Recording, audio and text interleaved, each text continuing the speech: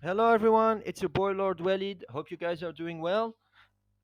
Today we're going to be doing a SmackDown review, and before that, I'd like to give a shout out to my new subs, Team Forward, Cameron Lynch, and my man WS Sports Fan 34. The next video, as for you, my man, is going to be for you, and you're going to love it. The thumbnail's been done, the reasons have been done, the editing is coming up. And so, without any further ado, let's get started on this markdown review. You already know it's gonna be quick because I don't have time to watch Wade Barrett and how much of an annoying twat he is, and how much of an unprofessional jackass he is, much like Michael Cole on Raw. So I'm gonna be I watch the highlights and I'm gonna do a review based on those because honestly, 8 minutes of listening to Wade Barrett ramble on, ugh, that's way more. That's way more beyond tolerable, people. So without any further ado, let's get started. First, you have the segment with the homeless vagabond looking degenerate Sami Zayn and Solo and his team of jobbers. If Solo's being booked like a jobber, so you obviously know the other three bums that are alongside him, Talatonga and the other two losers, are gonna be beneath him. It's a matter of common sense. Then you see Sammy realizing, oh, now all of a sudden I want the United States title because I never held the United States title because I am a giant mark. That's what he is, a giant mark. In the previous episode on Raw, he had the arrogance to demand for a world title, even though his contribution is not commensurate to to his level. He's on the level of someone that would be an open the pre-show guy, a curtain jerker, if you will, getting squashed by the likes of a Kane, for example. If Kane needed a squash match, here's how it would go: Kane would throw him in the ropes, big boot, sidewalk slam him, throw him to the corner, clothesline him, do the top rope clothesline, then choke slam him, pin him, the end. Move on, beat it, jabron. But now with Triple H, he's being booked as if like this. He's like this Super Cena esque when looks like a vagabond degenerate, a homeless bum, if you will. Then the brawl starts between the Sammy and the faction. Later on comes off DUI World Heavyweight Champion, the biggest loser of all time, Jimmy Uso. In order to help, they get laid out, and Rosie comes out. I know it's not Rosie, it's Jacob Fatu. But if you look between the two, you'll see a lot of similarities. Then Rosie, aka Jacob Fatu, comes out to even the odds.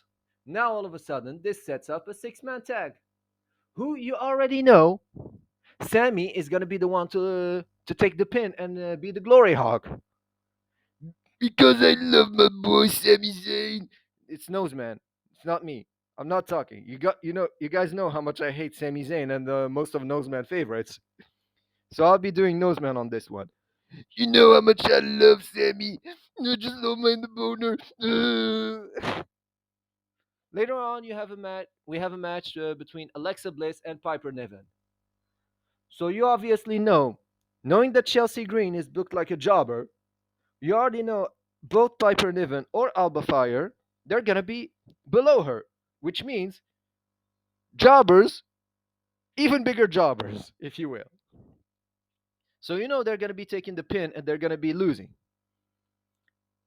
And later on, you have like Alba Fire and Chelsea Green attacking Alexa Bliss. Then Charlotte comes to help, gets a bit of comeuppance, but gets taken out as well.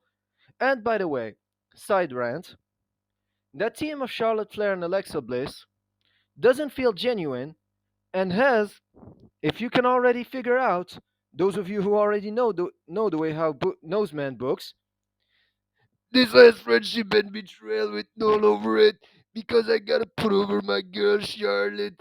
I have to make her look like the sympathetic baby face.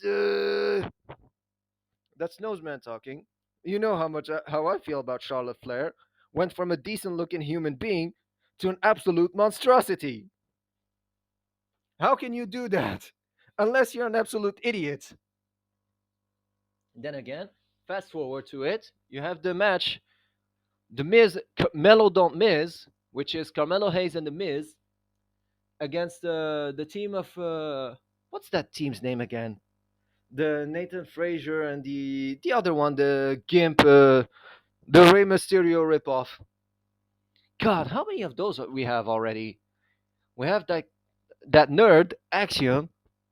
We already know who came up with that name, by the way. That idiot William Regal. Oh, I got to name him Axiom. It's gonna be stupendous. Idiot. No, it makes you look like an idiot. And Nathan Fraser. No, it makes you look like a knob. Because that's what you are, Regal. A knob. Even though you were entertaining during the Attitude Era. But you became a knob later on. God, how many of those Rey Mysterio ripoffs we have already? We have that Axiom.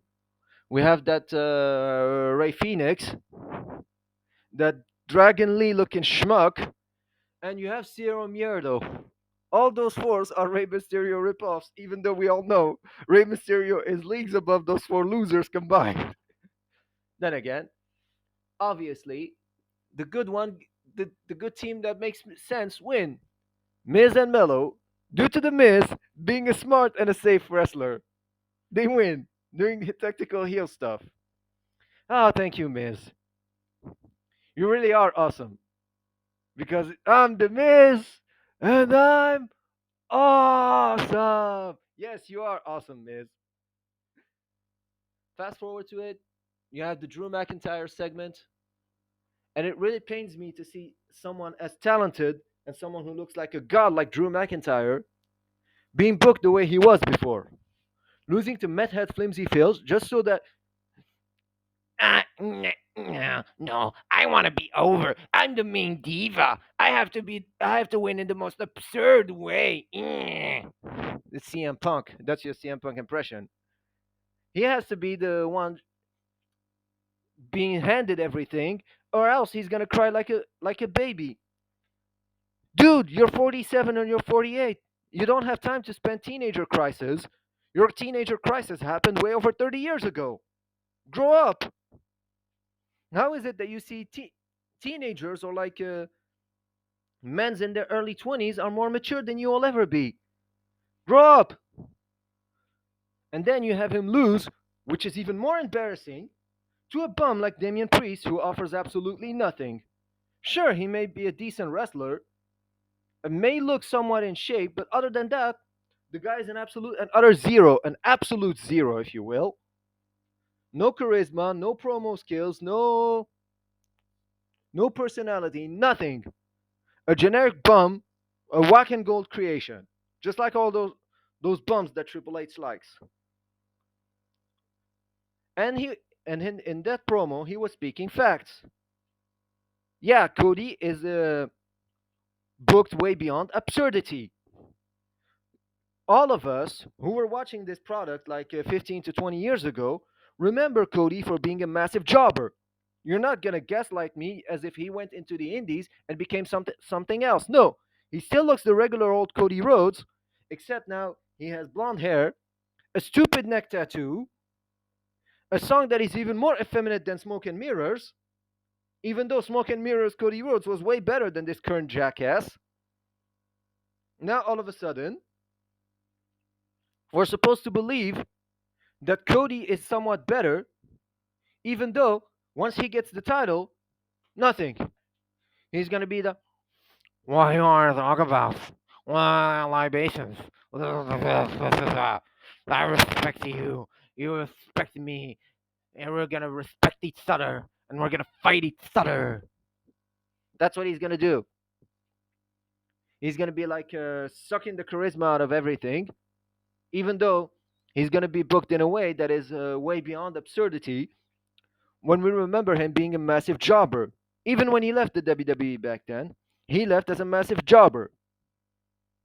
And during New Japan or whatever he did, he was just another jobber.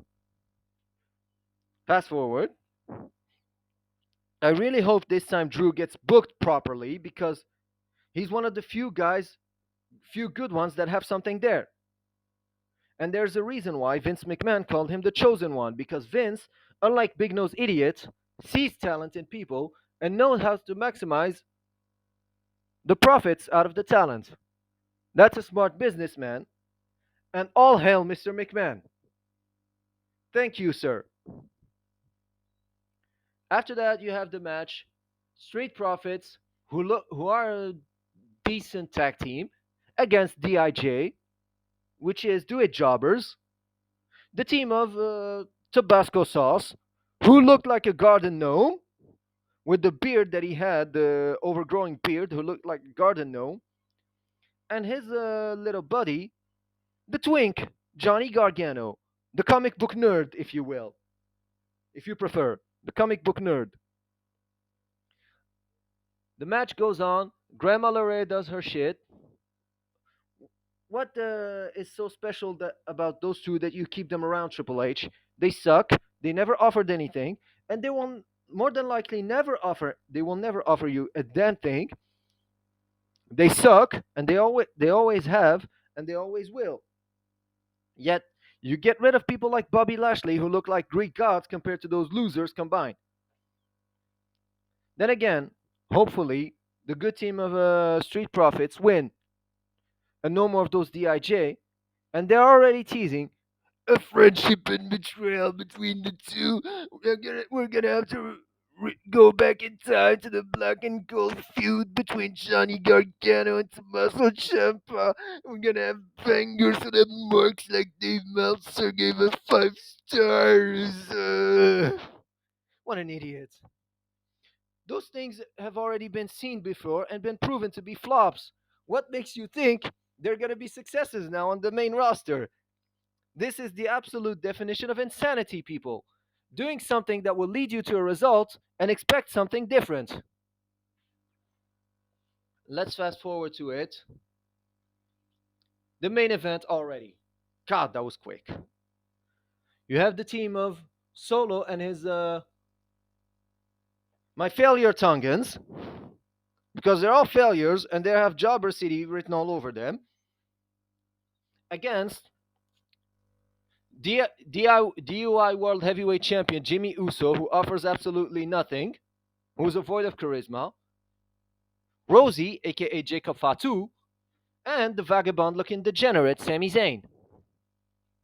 Obviously, you know how Sami Zayn's been shoved up our asses and down our throats. You obviously know that Sami Zayn is going to be booked in a way that is beyond tolerable absurdity. He's going to hulk himself up and he's going to do his retarded shtick in order to look like he's this strong God's gift to wrestling, even though he's mediocre at best. He's the same thing as a Gunter, as who else? Most of those NXT Black and Gold, mediocre schmucks. Even us, as wrestling fans, mind you, would be better than those bums combined, even though they were like journeymans on the indies for thousands of years. And that's me metaphorically speaking. So you already know, Sammy the Glory Hog has to be the one to pin the jobber Solo, and we have to hear how amazing Sami Zayn is and being praised by Wade Barrett, that Mark, and at the very least, Joe keeps it kind of professional. And with that being said, that this has been your SmackDown review. I hope you guys liked this video. Make sure to like, share, and comment, and subscribe for more content. Oh, and by the way, to my man WS Sports Fan, the next video is already coming, and you know what it's gonna be. A top 19 reasons why Sami Zayn sucks. And you're gonna love this thumbnail, bro. And with that being said, I hope you all have a good day, people. See you next time. Much love. See ya.